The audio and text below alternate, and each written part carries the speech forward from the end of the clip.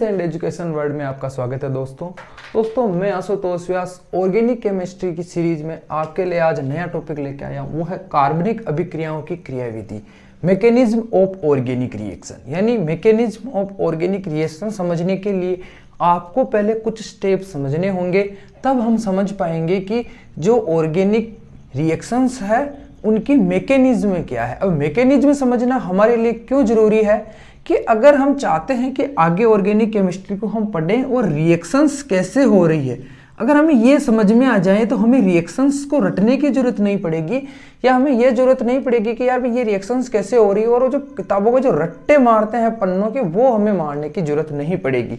तो उसको समझने के लिए सबसे पहले हमें ये समझना होगा कि भाई क्रियाविधि क्या। देखो, जो कोई सी भी रिएक्शंस होती है तो उसकी जो समीकरण को देखकर हम ये नहीं बता सकते कि इसकी क्रियाविधि क्या है। जैसे मान लो मैं कोई एक ऐसे ही रिएक्शन लेता हूँ, मान लो मैंने Na और Cl की रिएक्शंस करवाई और मैं यहाँ पे बता रहा हूँ कि ये NaCl बन रहा। अब यहाँ पे मैं ये नहीं बता पाऊंगा कि ये NaCl बना कैसे, मैंने सिंपली यहाँ बता दिया, ठीक है, ये असंतुलित समीकरण है, ठीक है ना। ऐसा नहीं कि आप कहें कि सर कैसे, ये ऐसे मैंने नॉर्मली आपको बताया। अब हम इसे देख के नहीं बता सकते कि इसकी मैकेनिज्म क्या है। अगर इसकी मैकेनिज्म को समझना है तो हमें यह समझना पड़ेगा कि इसमें इंटरमीडिएट क्या बना। अब एक नई टर्म आई है, वो है इंटरमीडिएट। इंटरमीडिएट टर्म मतलब कि भाई मध्यवर्ती। अब ये कैसे बनता है, जो ऑर्गेनिक रिएक्शंस होती है उनमें जैसे दो यौगिक क्रिया करते हैं। कितने यौगिक क्रिया करेंगे? दो यौगिक, ठीक है। अब दो यौगिक क्रिया करेंगे तो उसमें क्या होगा, जो पहला यौगिक होगा वो दो भागों में टूटेगा। कितने भागों में टूटेगा? दो भागों में, ठीक है। दो भागों में टूटने के बाद वो क्या करेगा, जो दूसरा वाला जो है, मान लो ये A है और ये B है, ये A डैश और A डबल डैश में टूटेगा और फिर इस पर ये अटैक करके मान लो AB डैश प्रोडक्ट बना रहा है, तो ऐसे ये प्रोडक्ट बनाएगा। तो हमें क्या समझना जरूरी है कि इंटरमीडिएट क्या बन रहा है। इंटरमीडिएट यानी जो ऑर्गेनिक रिएक्शंस में इंटरमीडिएट एक अस्थायी उत्पाद होता है। ये मतलब जो प्रोडक्ट बनना है उससे बनने की जो बीच वाली प्रोसेस होती है उसको इंटरमीडिएट कहते हैं। अभी मैं बताऊंगा इंटरमीडिएट कैसे बनते हैं। तो उससे पहले हमें यह देखना पड़ेगा कि भैया बॉन्ड फिजन कैसे हो रहा। जो मैंने अभी आपको कहा ना कि A दो भागों में टूटेगा या A कंपाउंड दो भागों में, तो इसके लिए क्या करना पड़ेगा कि हमें बॉन्ड फिजन को समझना पड़ेगा। यानी जो सहसंयोजक बंध है उसके विखंडन, ठीक है, और यानी कि बॉन्ड फिजन। अब यहां सहसंयोजक बंध ही क्यों टूट रहा है? मैंने आपको पहले भी कहा है कि जितने भी कार्बनिक यौगिक हैं, जितने भी ऑर्गेनिक कंपाउंड है, उनके बीच में सदैव सहसंयोजक बंध या कोवलेंट बॉन्ड ही होता है। लिख लें, गांठ बांध ले इस चीज को कि भैया क्या होता है, कोवलेंट बॉन्ड या सहसंयोजक बंध ही उनके बीच में उपस्थित होता है, ठीक है। अब क्या होगा कि ये टूटेगा। ये क्यों टूटेगा? कि रिएक्शंस करनी है तो ऑर्गेनिक कंपाउंड का टूटना जरूरी है। टूटेगा नहीं तो नया कैसे बनेगा, यानी कि बिखरेगा नहीं तो समस्याओं से कैसे लड़ेगा। वही वाली बात यहां है कि जब तक टूटेगा नहीं तो नया बंध कैसे बनेगा। तो अब इसका विखंडन, अब इसका विखंडन से यह मतलब भी तो ये क्या होता है, ये इसका जो टूटना है या इसका जो फिजन है वो कंप्लीटली डिपेंडेंट है इलेक्ट्रोनेगेटिविटी पे। इलेक्ट्रोनेगेटिविटी पे। अब इलेक्ट्रोनेगेटिविटी क्या है? यानी कि इलेक्ट्रॉन को अपनी ओर खींचने का गुण है। इलेक्ट्रॉनों को खींचने का गुण, अपनी ओर खींचने का गुण किसी भी तत्व का इलेक्ट्रॉनों को अपनी ओर खींचने का जो गुण है वो इलेक्ट्रोनेगेटिविटी या विद्युत ऋणता कहलाती है, ठीक है। ये चीज आप समझ गए कि भाई विद्युत ऋणता क्या है, किसी भी तत्व का इलेक्ट्रॉनों को अपनी ओर खींचने का गुण। ठीक है, अपनी ओर खींचने का। अब इसमें क्या 4 फैक्टर और काम करते हैं, जैसे कि इंडक्टिव इफेक्ट यानी प्रेरणिक प्रभाव, इलेक्ट्रोमेरी प्रभाव, मेसोमेरिक प्रभाव, रेजोनेंस और अति संयुग्मन या हाइपर कंजुगेशन। अब ये क्या है, ये चारों मैंने पहले वाले वीडियो में बता रखे हैं, जिसका लिंक मैंने डिस्क्रिप्शन में दिया है, तो वहां जाके आप पहले ये समझ लें। और यहां पर मैं उतना ज्यादा नहीं बताऊंगा क्योंकि मैंने वो पहले बता रखा, तो वो जाके समझ लो कि वो चीज क्या है। उसके बाद अगर आप इसको समझोगे तो ये आपको बेहतरीन ढंग से समझ में आएगा, ये मेरा दावा है, इसलिए मैंने वो पहले पढ़ाया है। अब ये चलो, अब क्या हुआ कि ये लो विद्युत ऋण। अब क्या हुआ कि जो विद्युत ऋणता है, मान लो यहां पे अपना जो कंपाउंड है, कोई भी कंपाउंड है, अब उस कंपाउंड में यौगिक क्या होते हैं, 2 या 2 तत्वों से मिलकर बनने वाला पदार्थ। तो उसमें इसमें मान लो कोई 2 तत्व है, तो पहला तत्व है, मान लो पहला कंपाउंड है ए और बी। मैं ए और बी की बात कर रहा हूं, ये ए और बी में यहां बंद है। तो मान लो कि इन दोनों की जो इलेक्ट्रोनेगेटिविटी है, En से शो करते हैं, वो दोनों की ही बराबर है। क्या है, दोनों की बराबर है, तो इससे ज्यादा नहीं। मान लो कि कार्बन और कार्बन को ही मान लो, ठीक है। तो अब इनके बीच में जो बॉन्ड का फिजन होगा, वो फिजन होगा समांश विखंडन। कौन सा विखंडन, समांश विखंडन, या मैं बोलूं तो होमोलाइटिक फिजन। ठीक है, समझ गए। होमोलाइटिक फिजन क्या होगा कि अगर इलेक्ट्रोनेगेटिविटी दोनों तत्वों की समान है, किसी कंपाउंड में उपस्थित दोनों तत्वों की इलेक्ट्रोनेगेटिविटी समान है, तो उनके बीच में होने वाला फिजन समांश विखंडन या होमोलाइटिक फिजन कहलाएगा। और हमें क्या मिलेंगे, ए और ए। ये जो मैंने डैश लगाया है, इसको बोलते हैं मुक्त मूलक या फ्री रेडिकल।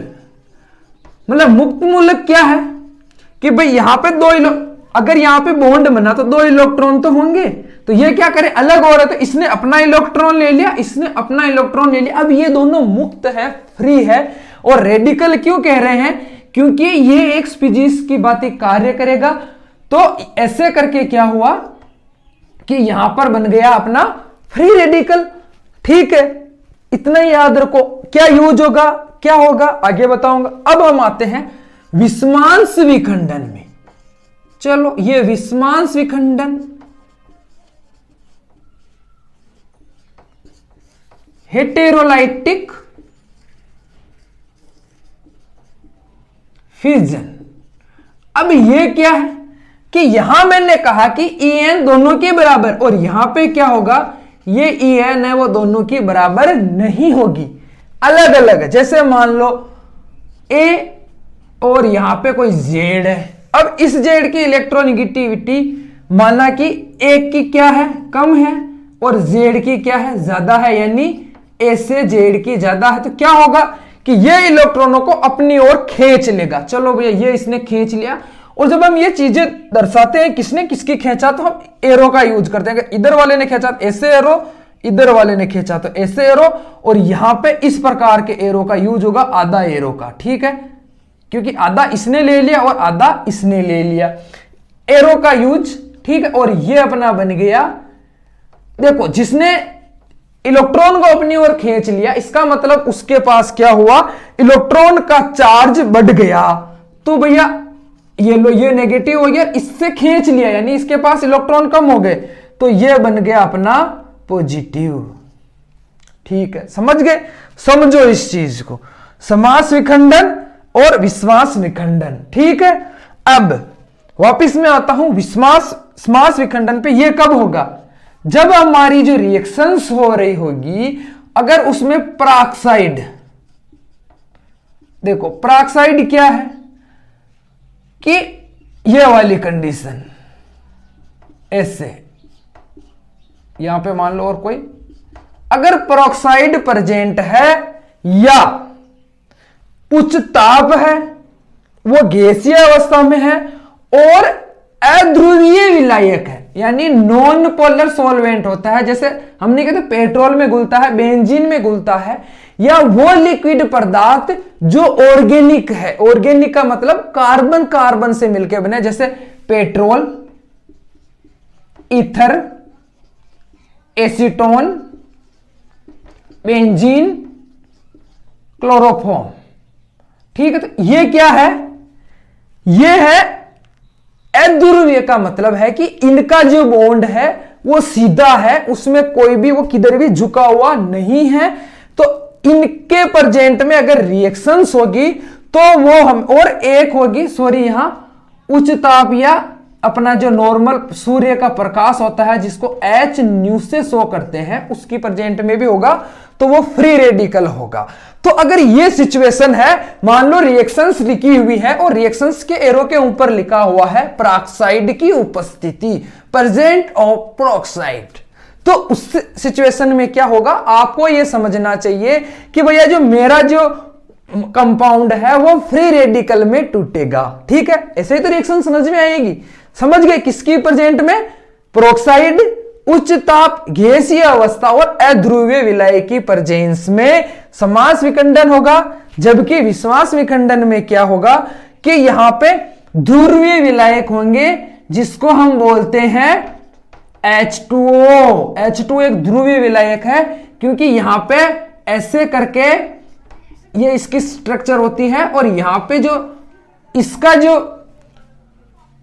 ऑक्सीजन का जो अयुग्मिक या लोन पेयर है वो इसको इफेक्ट करता है और इलेक्ट्रॉन का चार्ज सदैव यहां इधर और खींचा रहता है, यहां से जाके और फिर ऊपर की ओर चला जाता है। ऐसे करके ये पोलर हो जाते हैं। जो पोलर सॉल्वेंट्स हैं उनमें क्या होगा? अगर उसकी प्रेजेंस है तो ये क्या होगा? या तो ये तो विस्मास विखंडन होगा। कई कई बार क्या हो, मान लो यहां मैं ले लूं RMgBr, ये ग्रिनियर अभिकर्मक है, इसमें Mg की जो इलेक्ट्रोनेगेटिविटी है वो कार्बन, यहां पे R का मतलब क्या है? कोई एल्किल ग्रुप कोई सा भी जिसमें कार्बन लगा हुआ है, तो इससे ज्यादा है तो ये अपनी ओर खींच लेगा, तो ये नेगेटिव हो जाएगा, ये पॉजिटिव हो जाएगा। यानी दोनों सिचुएशन है कि या तो कार्ब केटायन बनेगा या कार्ब केटायन बनेगा या कार्ब एनायन बनेगा। तो दोनों ही सिचुएशन में अगर ध्रुवीय विलायक या पोलर सॉल्वेंट प्रेजेंट है तो दोनों के बनने की पॉसिबिलिटी है। अगर कार्ब केटायन कहां बनेगा और कार्ब एनायन कहां बनेगा वो यहां पे उपस्थित दोनों तत्वों की इलेक्ट्रोनेगेटिविटी पे निर्भर करेगा। लेकिन पहली सिचुएशन तो भी हाँ दोनों बन सकते हैं अगर पोलर सॉल्वेंट है तो। समझ गए आप विस्मास विखंडन कब होगा और विस्मास विखंडन कब होगा? अब इसी अगली कड़ी में हम चलेंगे। जब मैंने आपको कहा था तो ये तो हो गया अपना बॉन्ड फिजन। अब क्या होगा? अब जब बॉन्ड फिजन हो रहा है तो बॉन्ड फिजन होने के बाद ही इंटरमीडिएट या मध्यवर्ती बनता है, यानी अभिक्रिया का मध्यवर्ती। यहां पे टॉपिक लगा देता हूं मैं, क्या? अभिक्रिया का मध्यवर्ती।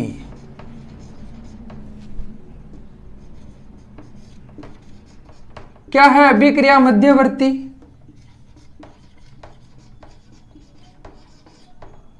ये लो, यानी रिएक्टिव इंटरमीडिएट। अब देखो, अगर रिएक्शन हो रही है तो इंटरमीडिएट तो बनेगा। अब कब कौन सा इंटरमीडिएट बनेगा? इंटरमीडिएट की रिएक्टिविटी यानी अभिक्रियाशीलता क्या है और कौन सा ज्यादा स्टेबल है वो हम पढ़ेंगे आगे। देखो, तो सबसे पहले हम बात करेंगे कार्बोकेटाइन की।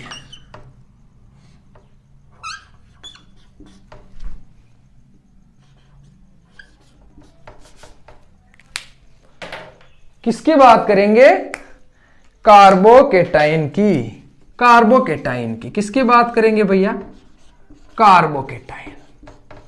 चलो, और इसको बोलते हैं कार्बोनियम भी बोलते हैं। कार्बोनियम, याद रखे कार्बोनियम, कार्बोनियम ये नाम याद रखना भी जरूरी है, क्योंकि एग्जाम में कई बार कार्बोकेटाइन ना देके कार्बोनियम दिया जाता है। ये क्यों जरूरी है? 11th और 12th वालों को इसकी स्टेबिलिटी, इसकी रिएक्टिविटी पूछ लेते हैं, इसीलिए मैं बता रहा हूं याद रखे, कार्बोकेटाइन या कार्बोनियम आयन। क्या है कार्बोकेटाइन आयन? ठीक है, आयन। तो देखो रिएक्शंस हुई। अब क्या हुआ, मान लो मैंने कहा था कि विस्मास विखंडन से, किससे? विस्मास विखंडन से क्या बनेगा?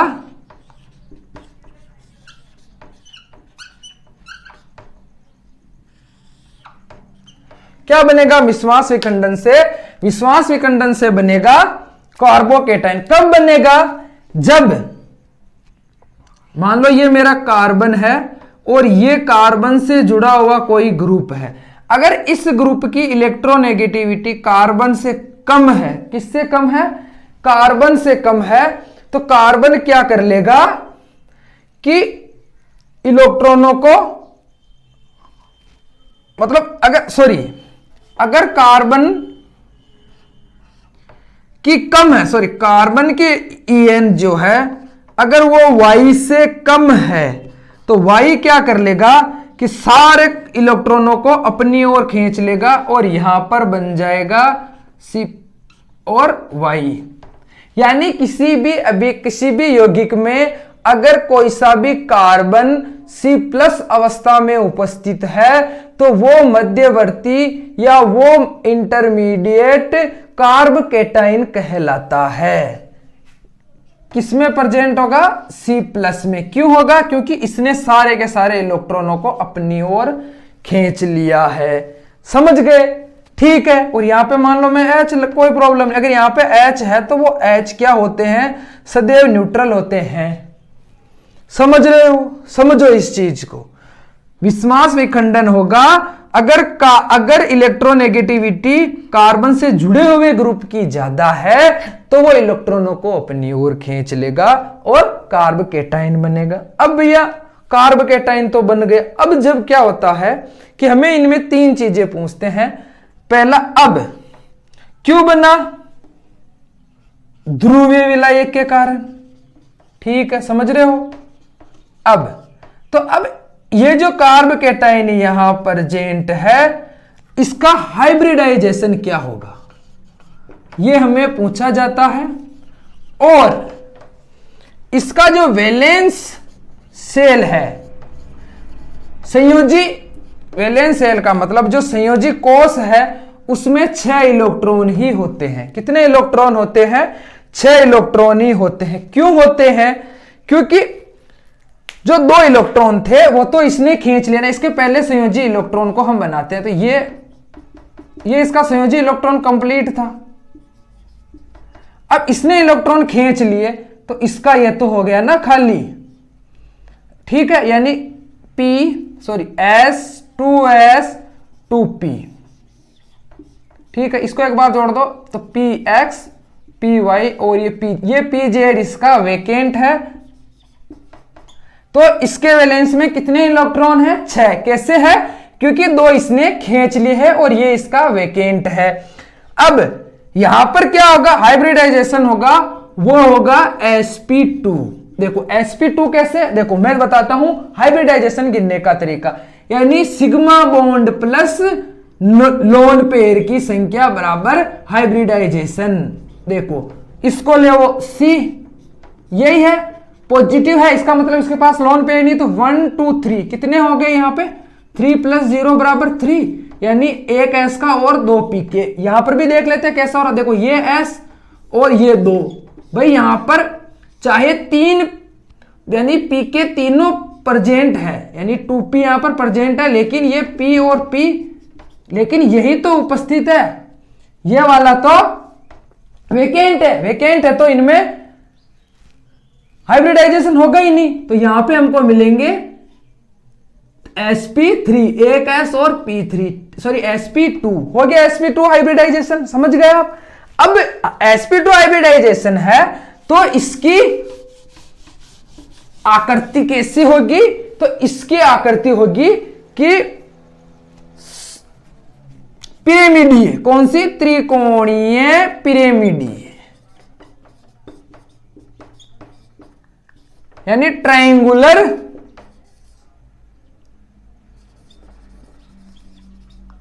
पिरामिडीय। ठीक है, कैसे ट्रायंगुलर पिरामिडल कैसे होगी? देखो, ये रहा आपका कार्बन, ठीक है, हम इसको बनाते हैं। ओके, पॉजिटिव है तो लो पॉजिटिव। अब ये हो गया इसका ए कार्बन, सॉरी, और ये लो, ये इसके तीनों बॉन्ड आ गए। मान लो आप हाइड्रोजन कुछ भी मान, और ऐसे ये बनेगी, और ये लो। अब हमें क्या करना होगा कि हमें यह भी बताना होगा कि भैया जी ये जो है, ये लो, ये इसके वेकेंट पीजेड, कौन सा है ये? वेकेंट सेल, कौन सा वाला? पीजेड वाला, 2pz वाला, सॉरी। ठीक है, ये होगी इसकी आकृति। कौन सी होगी स्ट्रक्चर? Triangular pyramidal. क्यों होगी? क्योंकि भैया अगर ये CH4 होता मान लो, तब तो sp3 होता, क्योंकि चारों बॉन्ड हाइड्रोजन ने बना रखे हैं सिग्मा बॉन्ड, लेकिन एक क्या हुआ, यहां से En अधिक होने से वो निकल गया। चलो, ये हो गया। अब हम देखेंगे इनकी स्टेबिलिटी। अब स्टेबिलिटी जानने से पहले आपको एक बात बता दूं कि जो स्टेबल है, जो ज्यादा स्टेबल है, क्या है? जो ज्यादा स्टेबल है, इसका मतलब वो कम अभिक्रियाशील है। समझ रहे हो? कम अभिक्रियाशील है, यानी कि उसकी जो कम अभिक्रियाशील से समझना कि उसकी जो रिएक्टिविटी है या सक्रियता है वो कम है, यानी वो कम सक्रिय है। जो कम सक्रिय है वो स्टेबल है, यानी ऐसा मान लो कि कोई आदमी ज्यादा गुस्सेल है, ज्यादा लड़ता फिर रहा है, तो किसी दिन मर मुरा जाएगा। वो भी ज्यादा लड़ रहा है, यानी उसकी स्टेबिलिटी, उसके स्थायित्व का हमें पता नहीं। हम कहेंगे, या कोई बाइक से ज्यादा स्पीड से जा रहा था, हम कहेंगे ये तो मरेगा। क्यों? क्योंकि वो ज्यादा ही सक्रिय है। जो कम सक्रिय है, यानी कि जो स्टेबिलिटी है वो प्रोपोर्शनल टू 1 रिएक्टिविटी। मतलब कि जो स्टेबिलिटी है वो जो ज्यादा अभिक्रियाशील होगा वो कम स्थायी होगा। देखो, अब इस रिएक्शन में मैं आपको बताता हूं। देखो, 3 प्रकार के कार्बोकेटाइन बनेंगे। कितने प्रकार के? यानी ज्यादा, यहां पे मैं अभिक्रियाशीलता के लिए बता रहा हूं, उससे पहले आप समझ लो, ये भैया है स्टेबिलिटी का S, और ये है R रिएक्टिविटी का। और एक और चीज इसको इफेक्ट करती है, वो है +I इफेक्ट। कैसे? देखो, पहले मैं आपको यहां बना, ये हो गया अपना A कार्बन, ठीक है। ये मैं मिथाइल ग्रुप की बात कर रहा हूं, ठीक है। यहां पे या सीधे सीधे ले लेते हैं, सॉरी, ये लो, H लगे हुए हैं, और ये हो गया प्लस। यहां पे लगा हुआ है CH3H प्लस, यहां पे मान लो CH3H,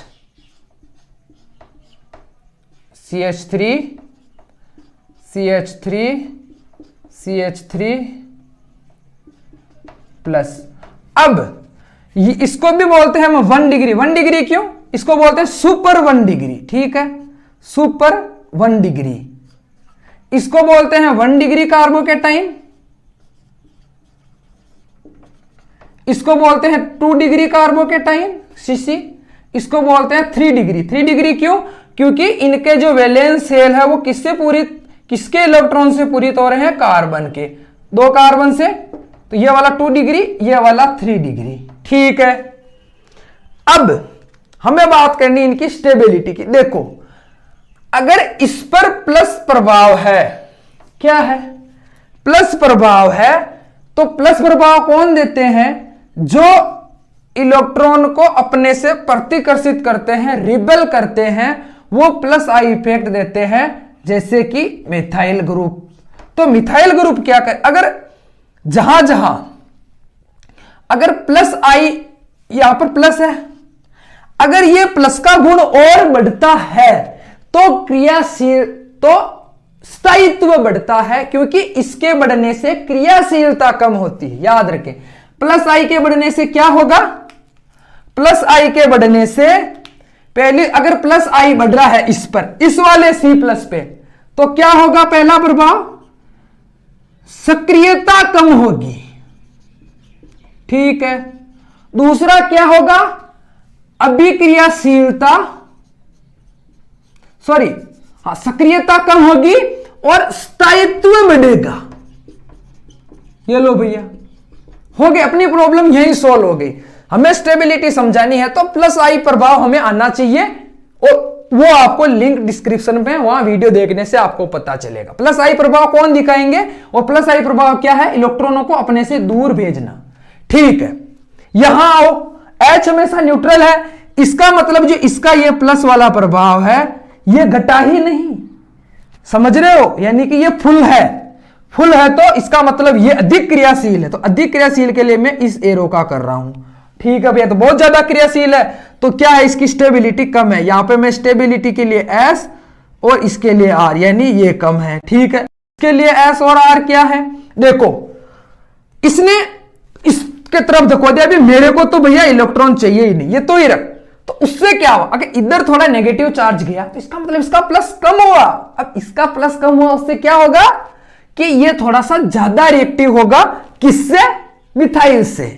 तो ये लो भैया, लेकिन इसकी भी इलेक्ट्रॉन, ठीक है, थोड़ा सा याद है। अब यहां आओ, इन दोनों ने इसको इलेक्ट्रॉन दे दिया, ठीक है। इसका प्लस चार्ज थोड़ा कम हुआ, कम हुआ तो ये क्या हुआ, थोड़ा सक्रिय हुआ, यानी कि इसकी मतलब ये थोड़ा सा सक्रिय कम हो गया, सॉरी सक्रिय कम हो गया, क्योंकि माइनस इफेक्ट बढ़ गया यहां पे, क्योंकि चार्ज यहां आया, ठीक। अब यहां आ जाओ, तो ये तीनों ने इसको इलेक्ट्रॉन दे दिया, तो इसका तो पेड़ा कर, यानी कि बिल्कुल ही यहां पे बहुत ज्यादा नेगेटिव प्रभाव बढ़ गया, जिसकी वजह से इसकी क्रियाशीलता कम हो गई और इसकी स्टेबिलिटी बढ़ गई, ठीक है। तो यहां पे अगर मैं आपको घटते हुए क्रम में दिखाऊं, मतलब इनकी स्टेबिलिटी का अगर मैं रेशियो बताऊं, तो जो मिथाइल ग्रुप है वो कम स्टेबल होगा,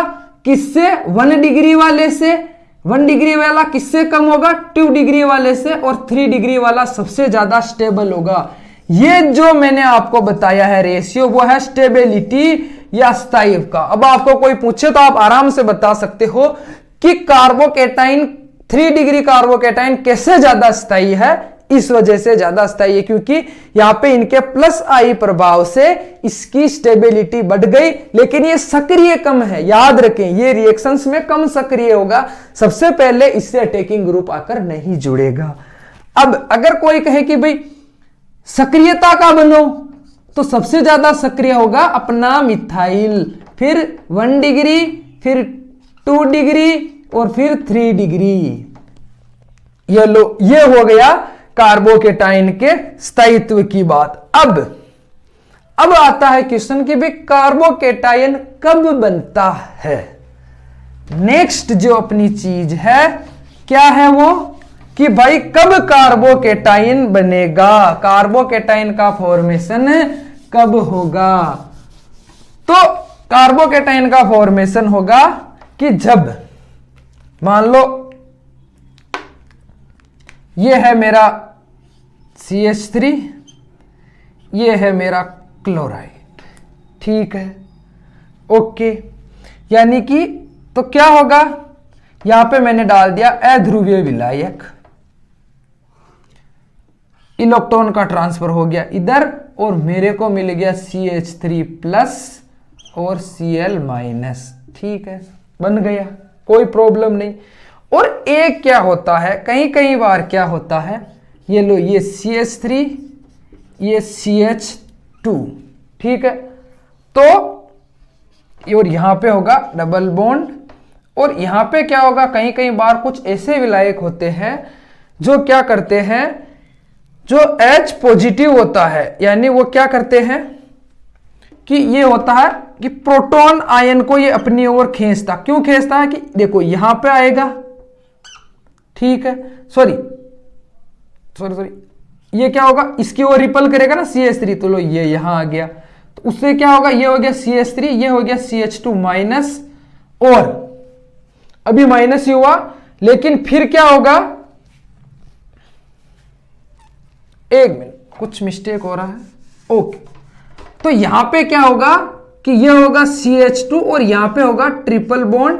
अब क्या हुआ, इसने इसको खींच लिया, तो क्या हुआ कि यहां पे बन गया CH3, और अब यहां पे H प्लस आके जुड़ेगा, तो ये हो गया CH3 CH2 प्लस।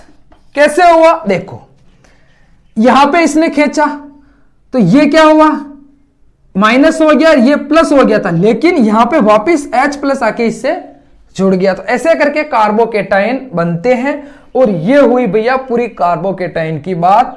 कैसे मैंने कहा ना प्रेरणिक प्रभाव उनका कहां यूज होगा, तो इसकी स्थायित्व बताने में हमने इसका यूज किया। अब नेक्स्ट जो आता है, ये तो हो गया कार्बोकेटाइन की बात। अब हम चलेंगे कार्ब एनायन या कार्बेनियन, ठीक है, कार्बेनियन। मैं कह रहा हूं इनके ये नाम जरूर याद रखें, कार्बेनियन।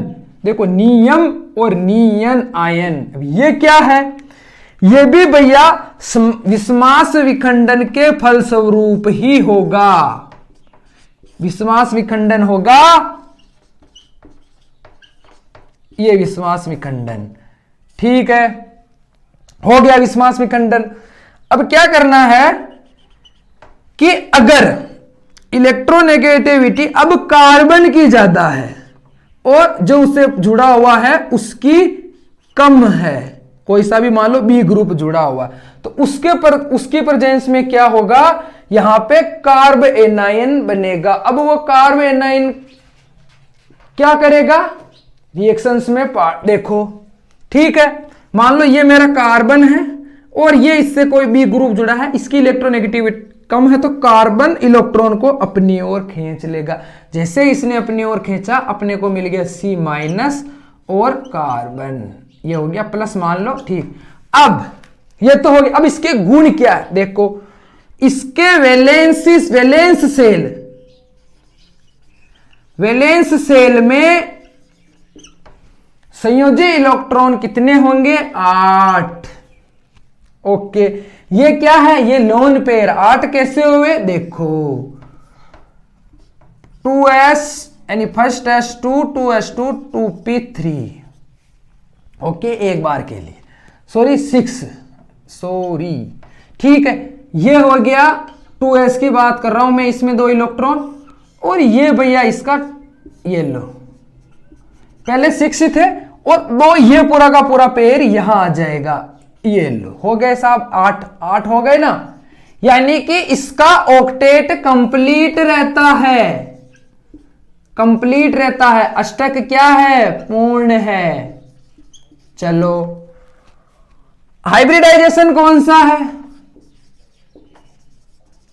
वही हाइब्रिडाइजेशन कैसे गिनते हैं, sigma bond plus lone pair की संख्या। तो देखो सिग्मा बॉन्ड कितने हैं इसमें, 3, लोन पेयर कितना है, 1, 4 यानी फर्स्ट ए का S और P के 3, sp3। लेकिन अब sp3 तो है, अब sp3 में सदैव टेट्राहेड्रल स्ट्रक्चर होती है, ठीक है भैया, ये लो टेट्राहेड्रल। लेकिन होगा क्या कि भैया इसके पास लोन पेयर है, जिसकी वजह से ये तो आ गया इसका लोन पेयर, और ये जो इसके हैं, इसीलिए इसकी बनेगी, जो इसका स्ट्रक्चर बनेगा वो बनेगा पिरामिडीय। कौन सा बनेगा, पिरिमिडीए किसकी वजह से? इस लोन पेयर की वजह से थोड़े से ये घूम जाएंगे, ये थोड़ा रिपल करेगा। ओके, हो गई, क्या हो गई इसकी स्ट्रक्चर? पिरिमिडीए। चाहे तो इसको आप बबल फॉर्म में भी बना सकते हो, और मैंने लेकिन सिंपली इसको दिखाया है। ये तो हो गई भाई, ऑक्टेट में 8 होते हैं, हाइब्रिडाइजेशन sp3 होता है। अब हम चलेंगे इसकी भी स्टेबिलिटी पे, क्योंकि क्वेश्चन स्टेबिलिटी से उठकर आता है, और जहां जहां से आता है वो मैंने समझाया। और सिर्फ एग्जाम के लिए मत पढ़ो, अपना नॉलेज भी पढ़ो, क्योंकि जिस चीज को आप पढ़ रहे हो, कल को आपको कोई क्वेश्चन पूछ ले तो उसको जवाब देना सीखो। चलो, तो अब हम बात कर लेते हैं स्थायित्व की। किसकी बात कर रहे हैं? स्थायित्व की। कहानी वही है, कौन सी? कि भैया यहां पे कार्बेनियम C- है, यानी -I प्रभाव बढ़ेगा तो क्या होगा? स्टेबिलिटी बढ़ेगी। देखो, और स्टेबिलिटी को कौन प्रभावित कर रहा है? रिएक्टिविटी। ये लो, चलो फिर से मैं बनाता हूं। ये अपना सुपर 1 डिग्री, ये अपना सुपर 1 डिग्री, ठीक है, सुपर 1 डिग्री, ठीक है, स्थायित्व की बात कर रहा हूं मैं। सुपर 1 डिग्री, ये हो गया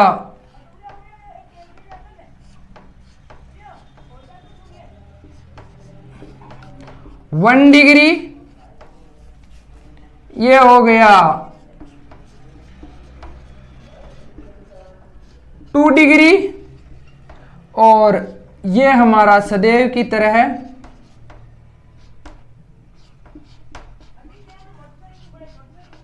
3 डिग्री।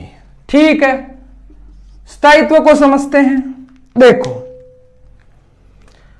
अगर -I प्रभाव इस पर प्रबल होगा तो ये अधिक रिएक्टिव होगा। मैंने कहा ना, -I प्रभाव बढ़ेगा, सक्रियता बढ़ेगी,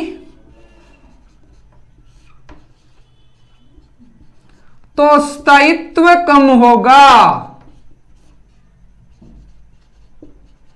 ये लो, अब कैसे -I प्रभाव बढ़ा?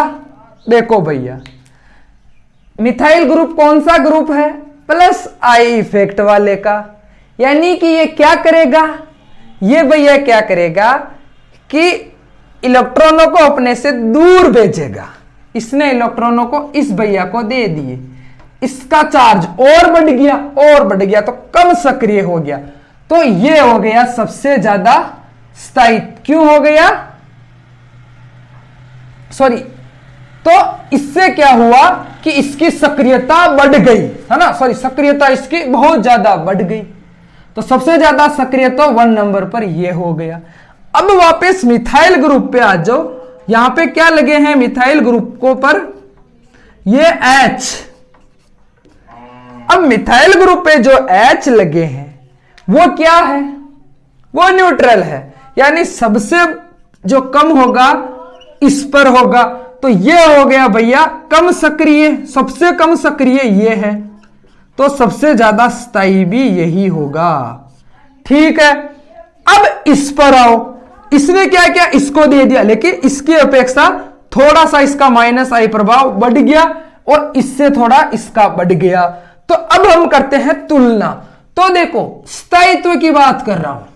सबसे पहले सबसे कम सक्रिय ये है, क्योंकि इसका ये जो चार्ज है वो उतना ही है जितना पहले था। तो ये लो, इसका जो चार्ज है, इसका जो चार्ज है CS3 लिखूंगा ये। तो ये हो गया सबसे ज्यादा स्थायी, सबसे फिर 2 डिग्री, फिर 3 डिग्री। ठीक है, कैसे? कि भैया ये जो है, समझो वापिस, चार्ज ज्यादा ही बढ़ गया तो सक्रियता भी बढ़ गई, तो स्थायित्व कम हो गया।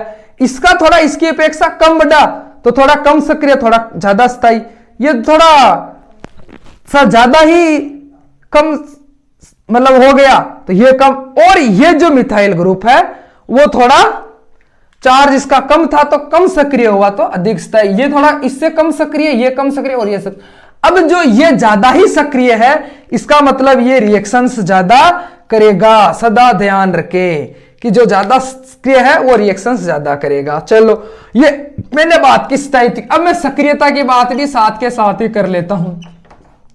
3 डिग्री ज्यादा सक्रिय, 2 डिग्री ज्यादा सक्रिय और मिथाइल सबसे कम सक्रिय। डिग्री डिग्री डिग्री, ओके समझ गए। अब क्वेश्चन ये आता है कि ये कब बनते हैं, तो देखो कार्ब केटाइन का निर्माण कब होगा।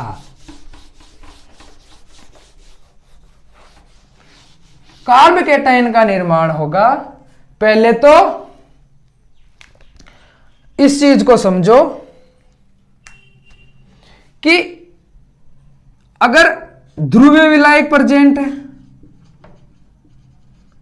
और अगर सार है, क्या है, सार अगर उपस्थित है तो सार क्या करेगा कि उसका जो हाइड्रोजन होगा उसको क्या कर लेगा, अपनी ओर खींच लेगा। तो उसकी वजह से क्या होगा, H पॉजिटिव निकलेगा तो वो H नेगेटिव बन जाएगा। जैसे ये लो, ये CH3, ठीक है, ये CH3 और इसका H मैं यहां से रख रहा हूं, ये CH और 2 और ये मान लो यहां पे मेरा ये हो गया एल्डिहाइड मान लो, ठीक है।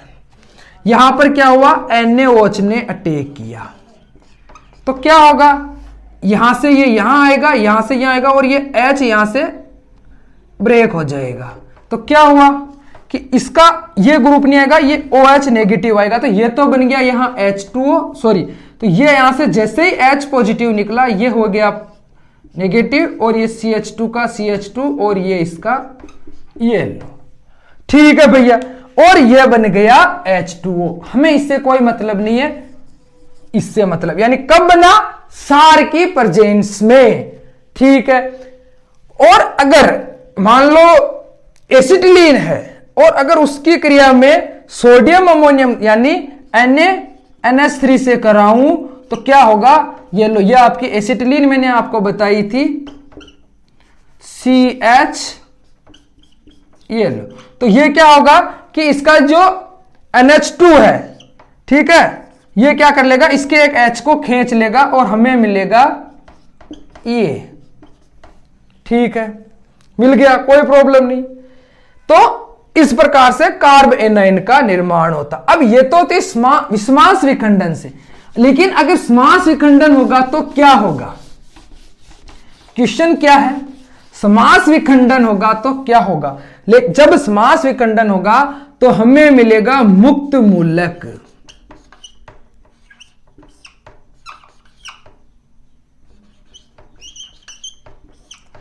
अब मुक्त मूलक कब मिलेंगे, समास विखंडन से, यानी अगर मैं कहूं कि होमोलाइटिक फिजन होगा तो मुझे मुक्त मूलक मिलेंगे, क्यों, देखो पहले तो देखते हैं कौन सा कार्बन, ये C, क्या है, मान लो यहां पे C और C है तो इसने अपना इलेक्ट्रॉन ले लिया, इसने अपना इलेक्ट्रॉन ले गया और अपने को मिला C और C। अब इस चीज को देखना बहुत ध्यान से।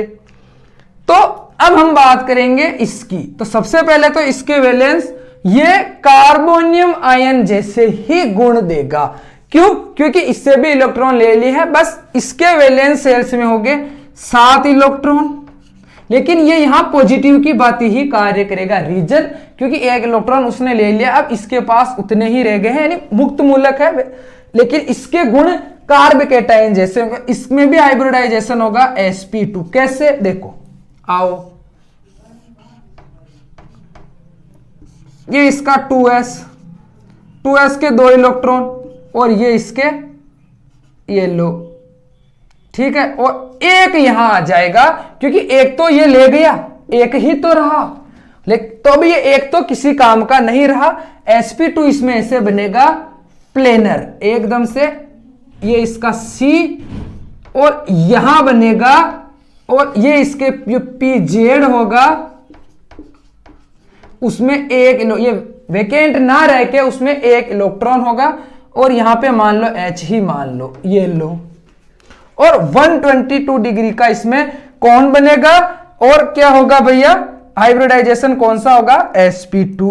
अब बात करते हैं इसकी भी स्टेबिलिटी की। तो इसकी भी स्टेबिलिटी कैसे होगी, देखो वही मैं वापिस बनाता हूं। ये हो गया अपना सुपर 1 डिग्री,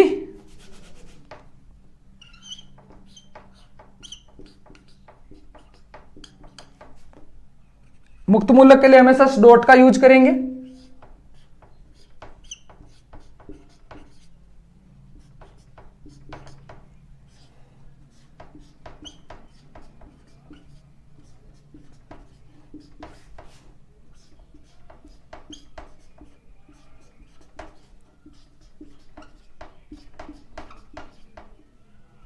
देखो ये हो गया सुपर 1 डिग्री, ये हो गया 1 डिग्री, 2 डिग्री और 3 डिग्री। वैसा का वैसे ही ज्यादा रिएक्टिव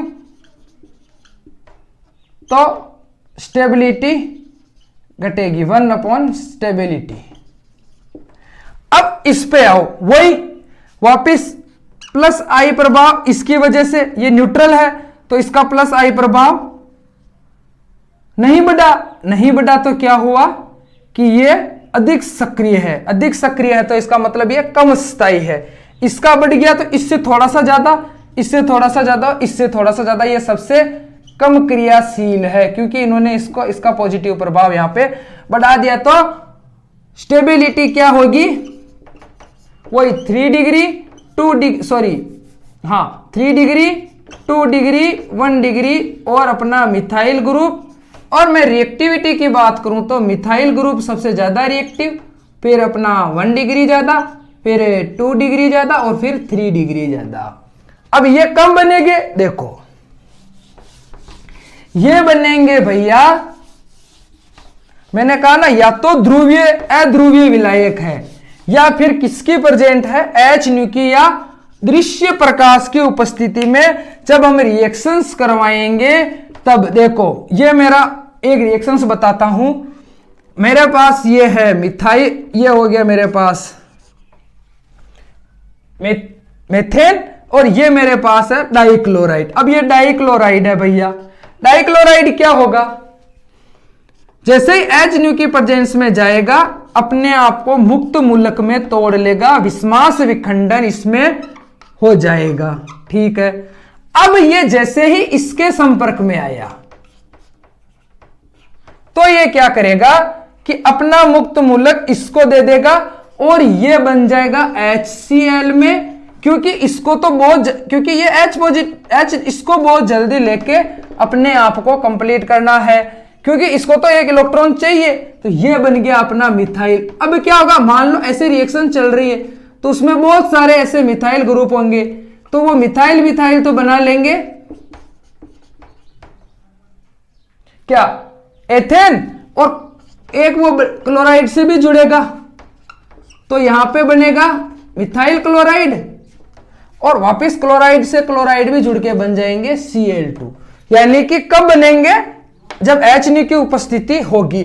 इस प्रकार से मुक्त मूलक रिएक्शंस करते हैं। ये मैंने आपको इनकी स्टेबिलिटी के बारे में बता दिया, मैंने आपको इनमें हाइब्रिडाइजेशन के बारे में बताया और इनके वैलेंस सेल्स में क्या प्रेजेंट है उसके बारे में बताया। अब ये कार्बनिक अभिक्रियाओं की क्रियाविधि में ये 3 मध्यवर्ती बनते हैं। अब उनके अलावा क्या होता है कि एक और 2 चीजें और आपको जान लेनी चाहिए। वो क्या है, वो है, देखो 2 टर्म है, सिंपली है, इलेक्ट्रॉन स्नेही। नाम से पता चल रहा है कि स्नेह किससे रख रहा है, इलेक्ट्रॉन से। फाइल, इलेक्ट्रोफाइल किससे स्नेह रख रहा है, इलेक्ट्रॉन से। यानी इसके पास क्या नहीं है, इलेक्ट्रॉन नहीं है। यानी कौन से आयन है ये, धनावेशित। यानी अपना कार्बोकैटाइन क्या था, किसकी भांति कार्य करेगा? अपना कार्बोकेटायन एक इलेक्ट्रॉन स्नेही की भांति कार्य करेगा, क्योंकि उसके पास क्या कम है? इलेक्ट्रॉन। किससे स्नेह है उसको? इलेक्ट्रॉन से। तो देखो ऐसे ही NO2+, CH3+, और एग्जांपल देख लो, BF3, AlCl3 और FeCl3, SO2, ऐसे करके ये होते हैं इलेक्ट्रॉन स्नेही, यानी इलेक्ट्रॉनों से स्नेह धनावेशित होंगे। वैसे ही एक होते हैं नाभिक स्नेही। कौन से? नाभिक स्नेही या न्यूक्लियोफाइल। अब ये न्यूक्लियोफाइल क्या है? ये वो होते हैं जिनको न्यूक्लियस में क्या है? प्रोटॉन। ठीक है, न्यूट्रल है, उससे कोई मतलब नहीं। प्रोटॉन में क्या चार्ज है? पॉजिटिव। यानी इनको क्या चाहिए? पॉजिटिव। तो यानी ये कौन से आयन है? नेगेटिव वाले। तो ये देखो Cn- CH3 यानी पॉजिटिव, नेगेटिव, यानी कि मैं मतलब कार्ब एनाइन क्या है? एक नाभिक स्नेही की भांति कार्य करता है। और जितने भी लोन पेयर वाले ग्रुप है, जैसे OH, NH2, ये सब किसकी भांति कार्य करेंगे? नाभिक स्नेही की। आप इतना सा याद रहे, क्योंकि रिएक्शंस कब होती है? जब इलेक्ट्रॉन्स नहीं और नाभिक स्नेही पास में आएंगे, तभी तो हमें प्रोडक्ट मिलेगा। प्लस और माइनस आएंगे पास में। तो यह हो गया आपके इलेक्ट्रॉन स्नेही और नाभिक स्नेही। ऐसे करके आपकी जो कार्बनिक अभिक्रियाओं की क्रियाविधि वाली जो टॉपिक है वो कंप्लीट होता है। और इस प्रकार से अगर आपको ये अच्छा लगा हो तो शेयर करें, अभी तक सब्सक्राइब नहीं किया तो सब्सक्राइब करें। धन्यवाद।